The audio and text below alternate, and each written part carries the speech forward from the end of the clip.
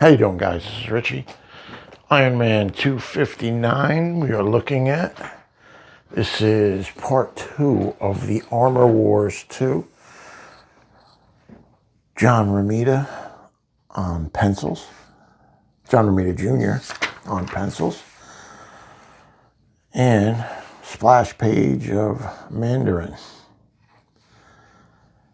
So he has one of his underlings come talk to him. And the guy says he's nervous. He says, "You're displeased with me?" And he's not happy. Turns out he let this man borrow a ring, one of his rings, and he gave him back a fake one.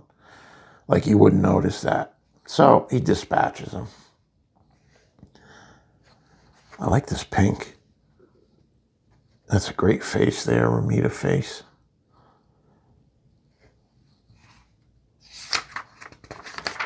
And then, boom, where we left off from last issue with the ghost of the Titanium Man. So they're talking back and forth, and he's wondering, what is this, Like, he thought he was dead, but there's his ghost. And he thinks, maybe I'm losing my mind, Tony Stark, what's going on here? So he's buried under all this rubble, and he starts blasting his way out. But if you notice, the Titanium Man isn't striking him. There's no attack. So there's something odd. Great machinery. I like this a lot. And it was in the last issue, too. It must take a while to do all that. All that, like, little noodling in the machinery there. Another great... He's blasting through. Good layouts. Just good cartooning.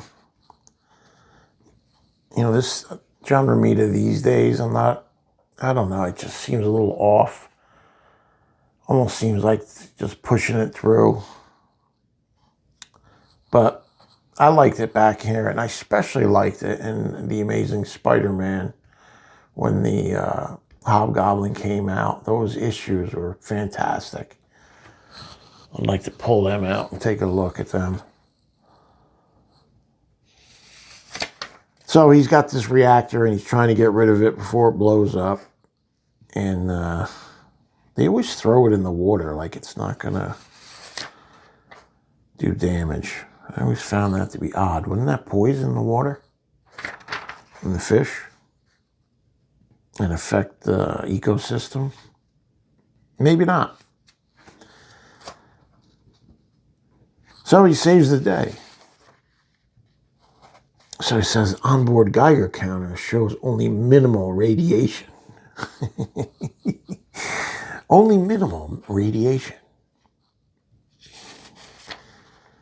So he's heading back to his place, and he says, no sign of Titanium Man. Is he gone? Is he just hiding? There's not a lot he can do until he shows himself. This is an odd pose. I thought this was very odd. With like the hip, like model style standing. Just odd. And the usual with the armor hanging on the wall,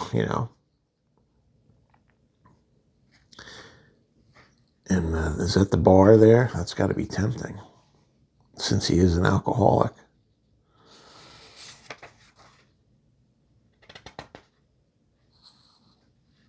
It's just strange. So he passes out. And I think he's been out for a few days.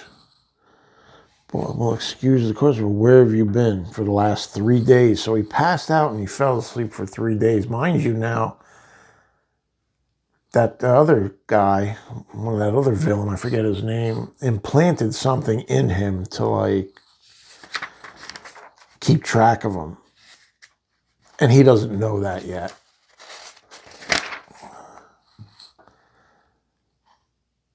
Almost kind of looks like Mary Jane.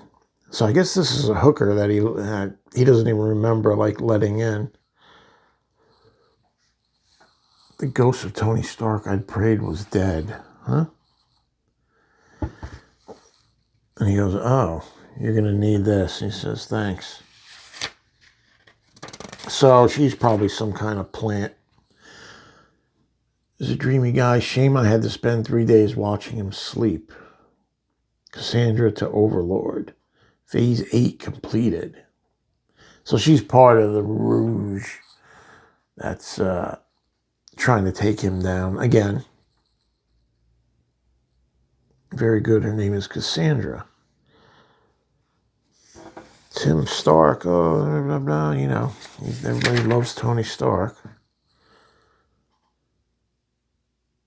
He says, look at this place. I don't know when I've ever seen it so silent, so empty. Everyone's deserted Stark Enterprises. So something's going on. And Roddy here. You don't desert a man when he's down, boss. So it's the old story of they're trying to take down Stark Enterprises. You know, this has happened a few times. But this is a little different. I like the way this was done. And after rereading it for the first time since probably 1990 or 91, I enjoy it. And especially like when you get pages like this. That is an awesome panel. Very pretty. The coloring, everything. You know, it's not like crazy Jeff Darrow detail, but it's just a strong image with those high boots and the wristbands there that remind me of the Mobius take on Ironman, if anybody's ever seen that. I don't know if that came after this, though. So maybe Mobius got it from here. So, time to get serious. The ghost was triggered to internal monitors at the nuclear research facility. Logically, then, he should also show up on my suit scanners. I'm not sure what I'm looking at. What? Something cut a hole underneath him. So he falls down in it.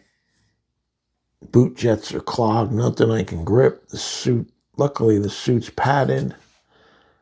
That was about a 3-story drop from where they cut him out and he fell through. Another great panel. And then boom, light gets shined on him.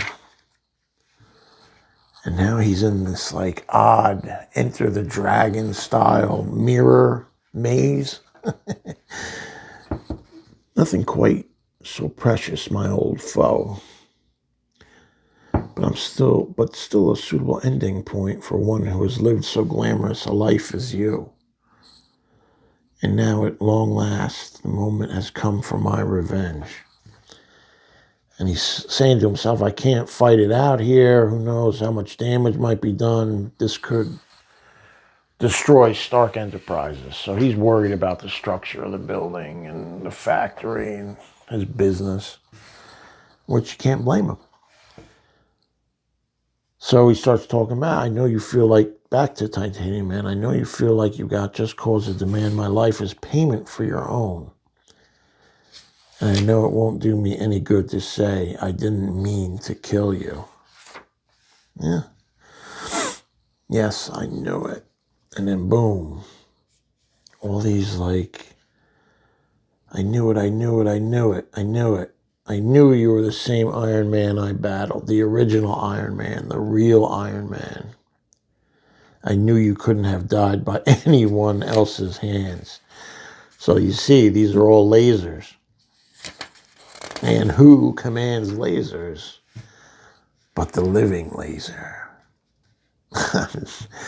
That's a cool last page, man. I wonder what the original art looks like for that. It's probably really sharp. But it's a different depiction of the living laser than what I'm used to seeing. I always wanted to get his first appearance, too. I forget which Iron Man that was, or if it might have been Tales to Suspense, or maybe even the Avengers. I've been on a golden age kick lately, and I kind of been laying off buying the high-grade Silver Age stuff, but I need to get back to that. Number one, golden age is like killing my wallet. It's like every book, every golden age book I buy is $1,000 plus. So maybe it's time to get back to the Silver Age. So, the Living Laser, the mysterious Mr. DeWitt, the Malevolent Mandarin, all this in a surprising pair of newcomers in. Put them all together, they spell laser. 30 days. So, great issue. Great series, great artists, great colors. I like it. Highly recommended. Pick it up if you don't already have it. Thanks for watching, guys. I'll see you on the next one.